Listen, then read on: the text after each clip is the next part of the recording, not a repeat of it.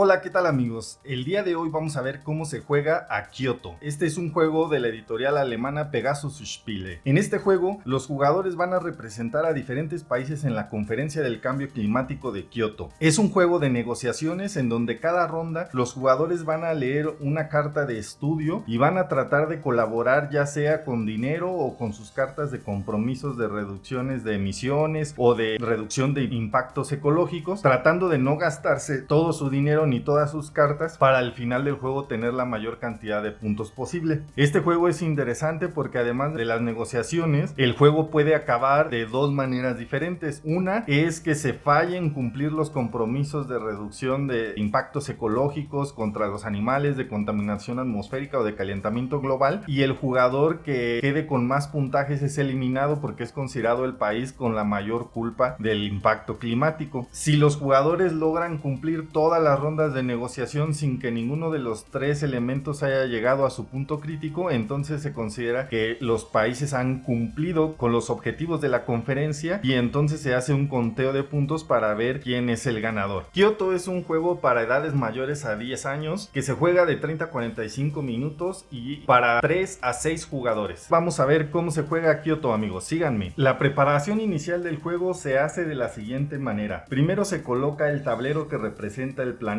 se colocan los 5 tiles de animales y cada tile de animal en su reverso incluye la versión de ese animal extinto. Se colocan 5 tiles de nube que representan la contaminación atmosférica y los impactos que pueden tener también en el cambio climático, y los 5 tiles de temperatura que representan el calentamiento global. Se barajean las cartas de estudio y se colocan a un lado del tablero, y también se coloca la carta central al lado derecho de la pila de cartas de estudio. Se coloca el dinero que va a representar el fondo ambiental. Cada jugador recibe la bandera de un país de su elección, recibe una cantidad de dinero igual. En este ejemplo de 4 jugadores, cada jugador recibe 15 millones de euros. De las 48 cartas de afluencia se barajean, y en este ejemplo de 4 jugadores, cada uno recibe 12 cartas. Se barajean las cartas de agenda y cada jugador recibe 3, de las cuales se debe de quedar 2. Estos son sus objetivos secretos, y se selecciona el jugador inicial al cual se le va a entregar el atril y la carta de resumen de la ronda. Cada ronda está compuesta de 4 fases. Vamos a ver en qué consiste cada fase. Al inicio de la primera fase, el jugador que es el orador en esta ronda va a tomar 2 millones del fondo ambiental que se encuentra en el centro y se los va a llevar a su mano. Puede recuperar las cartas de afluencia que tuviera debajo de su bandera. Después viene la fase 2, que es la fase de lectura del estudio. Para esto, el jugador toma 2 cartas de la pila de cartas de estudio, las revisa en secreto y elige una de ellas que va a ser la carta de estudio de esta ronda. La otra se descarta. Entonces va a colocar la carta de estudio en el atril de manera que se cubran los impactos ocultos de este estudio. Todas las cartas tienen un impacto visible y unos ocultos. Entonces la carta se coloca en el atril de manera que los demás jugadores solo pueden ver los impactos visibles. La carta indica un objetivo de reducción de emisiones o de otros tipos de iconos que tienen las cartas de afluencia, y también tienen un objetivo de fondeo de dinero. En este caso es una cantidad de 3 millones. Entonces el jugador activo lee la carta y sus objetivos a todos los jugadores. Una vez que todos los jugadores hayan entendido y escuchado los requerimientos de esta carta de estudio, va a iniciar la fase 3. Para la fase 3 es necesario colocar un celular para obtener un cronómetro de 90 segundos, ya que la fase puede concluir antes, y si no se ha llegado a un acuerdo,